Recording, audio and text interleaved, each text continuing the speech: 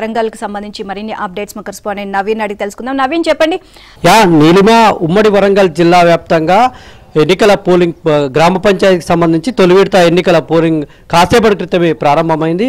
ఏజెంట్లంతా కూడా కొద్దిసేపటి క్రితమే ఇక్కడ ఎంక్వైరీ అయిపోయిన తర్వాత పోలీసులు చెకప్ చేసిన తర్వాత ఏజెంట్లంతా కూడా లోపలికి వెళ్ళారు. మనం ఒక పోలింగ్ కేంద్రంలో ఉన్నటువంటి పరిస్థితి చూడవచ్చు. ఇప్పుడిప్పుడే ఇక్కడికి ఏర్పాట్లు చేశారు. అంత సిబ్బంది అంతా కూడా ఏర్పాట్లు చేసి లోపల ఇప్పటి వరకు పోలింగ్ సజావుగా జరిగేందుకు పోలింగ్ ఏర్పాట్లు అయితే చేశారు. ఇప్పుడిప్పుడే ఒకరిద్దరు ఓటర్లు కూడా వస్తూ ఉన్నారు. ఏజెంట్లు అయితే వచ్చి వాళ్ళకు సంబంధించినటువంటి వివరాలను నమోదు చేసుకున్నారు. మనం పోలింగ్ కేంద్రం దగ్గర ఉన్నాము. ఉమ్మడి వరంగల్ జిల్లాలో ఇవాళ పంచాయతీ ఎన్నికల పోలింగ్కు సంబంధించి మొదటి విడతలో 502 సర్పంచ్ స్థానాలకు ఎన్నికల పోలింగ్ జరుగుతోంది. మొత్తం పోటీలో ఈ 502 స్థానాలకు సంబంధించి పోటీలో 1749 మంది అభ్యర్థులు ఉన్నారు.